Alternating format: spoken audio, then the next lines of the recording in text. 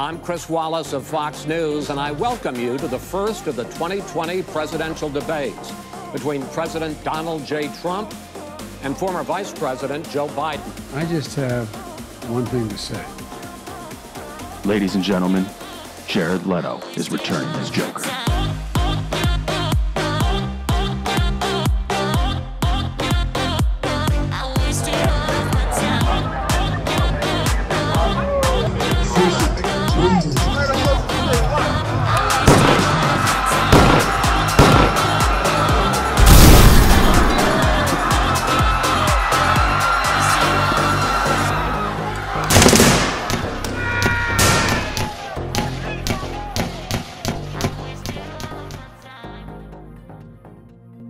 Previously on Internet's Janitor. Helped me by erasing my mind.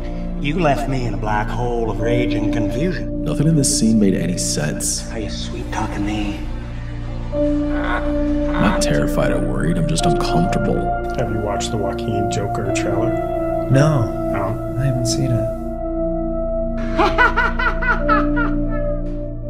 But honestly, Jared, maybe it wasn't your fault. Jared Leto has been on a silent meditation in the desert for 12 days. Dear Jared, I know a lot of people didn't like your Joker, but if you can change my heart, you can change anyone's. Not to mention, since the announcement of the Snyder Cut, Ayer's been a lot more vocal about how much of his movie was completely butchered by the studio. And right now, our nation needs Jared Leto's Joker more than ever before.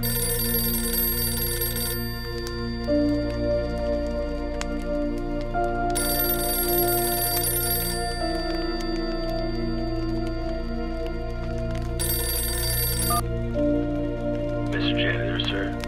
Yes, He's back. I know.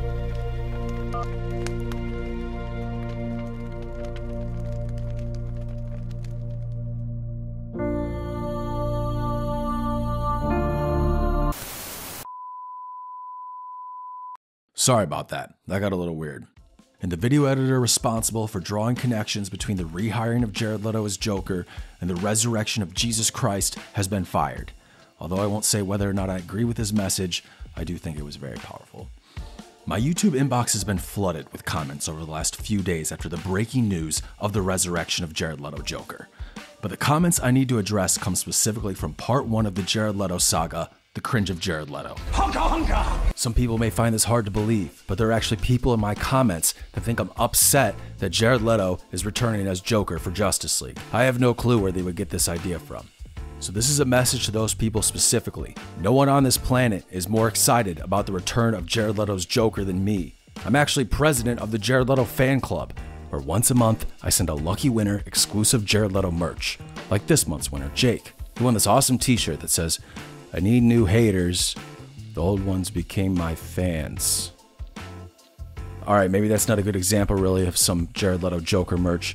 It's actually kind of cringy, believe it or not. Sorry about that, Jake. I wouldn't recommend wearing that shirt to school. But there are some good Jared Leto Joker shirts out there. You just have to keep looking. So everyone, stop what you're doing and join the Jared Leto fan club right now. It's free to join. We hold no meetings. We have zero obligations.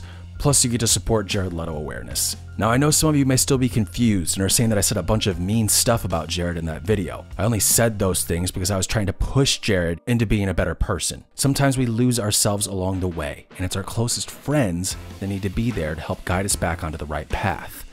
While I'm not Jared Leto's closest friend yet, I will be very soon. Because part of the Jared Leto fan club's goal is to send me to Mars Island in 2021, because according to Jared Leto, the pandemic will be over by then. Hey guys, it's me, Jared. That's good enough for me, and then I can finally fulfill my lifelong dream of going to Mars Island, getting to meet Jared Leto, and go rock climbing with him. And if he has time, we can watch an episode of Entourage. So I just want to point out that the cringe of Jared Leto probably pushed Jared in the right direction, and that after I was so hard on him, I was able to go back to loving Jared Leto.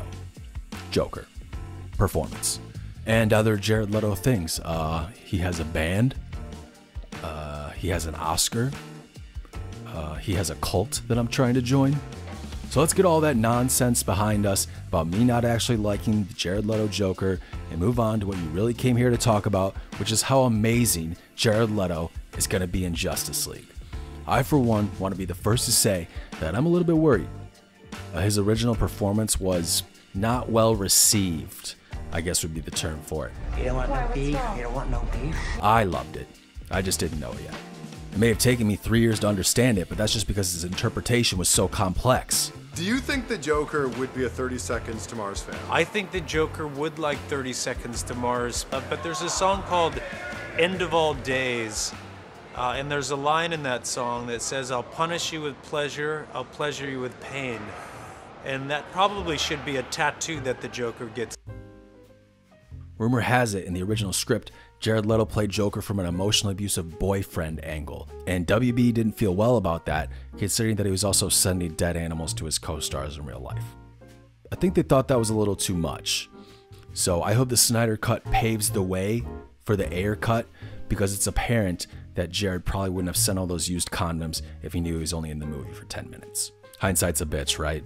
But I actually would like to finally see a Batman-Joker interaction, because that's what matters. All right, it's been since 2008 since we've seen a big screen Batman and Joker interaction, and I'm excited to finally get that again. I would like to see Batman and Joker fight. I would like for it to look cool. I would like some witty banter back and forth. I would like for it to not be cringe. That would be nice. I don't have a lot to ask for. Just don't make Jared Leto Joker suck again. I don't know if my heart can take it. I think it's going to be an uphill battle to try and prove that Jared Leto's Joker is a good Joker. But if this 4-hour movie, if even 10-minute sequence between Batman and Joker, that was really good, could completely turn this Jared Leto Joker hate on its head. What the fuck are you talking about? But that doesn't mean all the weird shit Jared Leto did behind the scenes wasn't obnoxious, because it was. It was extremely obnoxious. But I think everyone would have let it go if Suicide Squad would have turned out good. But Jared Leto was riding this line where he just got an Oscar and looked like he might be the next Daniel Day-Lewis. And then this movie came out and he became the laughingstock of America overnight. And I still don't think his image is fully recovered from that. If the movie would have been good, then America would look at Jared Leto right now in a completely different way. But we would have never gotten the Joker movie. So maybe it's a blessing in disguise. I don't know. But he's getting another shot at it. I hope he's good in it. I hope they keep his damaged tattoo. And I hope he does the thing where he raises his arm to his mouth or his hand to his mouth and acts like his hand is his mouth. Because that's really all I know about him, to be honest. As much as I like him, that's really all I know he does. We got some breaking news. I'm putting this video together, and this just came out.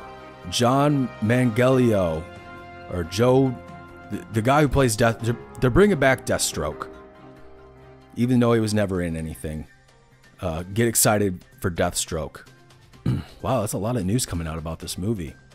Bringing back Jared Leto Joker, bringing back John's Deathstroke. But back to talking about Jared Leto's Joker. The thing I'm most excited to see is for the release of the new Joker music video. It's going to feature Little Xan, with the beat being produced again by Skrillex. The song is called The Joke's on You, #DontJokeWithMe. The joke's on you. Don't joke with me. Don't joke with me. Bet you didn't see it coming. Don't joke with me. So what am I to do? Don't joke with me. Don't joke. Except laugh at you. Don't joke with me. Cause the joke's on you. It's on you. I got your bitch. Don't joke with me. It's on you. I'm Jared Leto, bitch. It's on you. I got your bitch. All right, more breaking news here. More breaking news that Zack Snyder has just added Hugh Jackman's Wolverine to the movie. What? This is crazy news. Obviously, everyone is stoked that Wolverine is coming back. I don't think we thought he was going to come back in the Justice League. I kind of thought he would come back in like a Marvel movie. But hey, you know, whatever. Just glad to have him back. So this is going to be great. We got John Stroke. We got Jared Leto Joker. And we have Hugh Jackman Wolverine. That'll make this Justice League really good. The movie's going to be amazing. Okay, I'm getting more news, more breaking news, that Zack Snyder has officially added Kevin Spacey to the roster. He's bringing back Frank Underwood. Frank Underwood from the Netflix original House of Cards. That's a bold move because of the whole, you know. But I'm going to admit, I was curious how Frank Underwood's story was going to end. And I was a little pissed when his story got thrown in the dumpster just because someone's got grabbed 20 years ago. But hey, what are you going to do? So it'll be good to finally see the end of that show in this movie that is now a show. Okay, I'm being handed another note. More breaking news. Zack Snyder has officially announced he's adding Christopher Reeve's Superman to the roster. Okay. This is an actual quote.